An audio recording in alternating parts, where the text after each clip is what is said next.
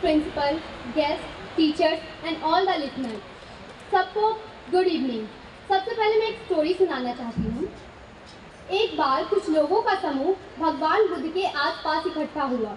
खुशी का राज जानने के लिए उत्सुक वे सब उनसे प्रश्न पूछने लगे। तब भगवान बुद्ध ने हाथ में एक ग्लास लिया और उनसे पूछा कि बताओ ये ग्लास कितना भारी है। लोगों ने अलग अलग अनुमान दिए। तब भगवान बुद्ध ने मुस्कुरा कर कहा कि वास्तविक वजन कोई मायने नहीं रखता, महत्वपूर्ण ये है कि हम उसे कितने समय तक पकड़े रहते हैं। उन्होंने कहा कि अगर मैं इस ग्लास को 1 मिनट तक पकड़ कर रखूं तो ये सहने योग्य है। अगर मैं इस ग्लास को 1 घंटे तक पकड़ कर रखूं तो मेरा हाथ दर्द करने लगेगा। लेकिन अगर मैं इस ग्लास को 1 दिन तक पकड़ कर रखूं तो मेरा हाथ पैरालाइज हो जाएगा। भगवान बुद्ध ने जारी रखते हुए कहा कि कुछ यही बातें हमारी चिंताओं और परेशानियों पर भी लागू होती हैं। अगर हम उन्हें पकड़े रहते हैं तो वे हम पे बोझ डालेंगे, लेकिन अगर हम उन्हें पकड़ के छोड़ दें तो वे हम पे भारी नहीं पड़ते।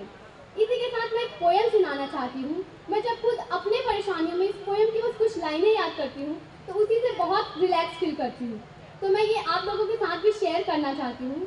तो आप लोगों से एक रिक्वेस्ट है कि मैं जब जब कहूँ मुस्कुराओ तो आप सब एक स्माइल देना। मुस्कुराओ अगर आज कहीं से हार गए हो, किसी को उस जीत की तुमसे ज़्यादा ज़रूरत थी शायद। मुस्कुराओ अगर कुछ खो गया है, जिसके नसीब का था उसको मिल गया है शायद। मुस्कुराओ अगर दिल टूट गया है, किसी का जोड़ने के लिए किसी का तोड़ना पड़ता होगा शायद। और रह जाए अगर दिल में फिर भी दर्द कहीं तो बांट कर मुस्कुराओ।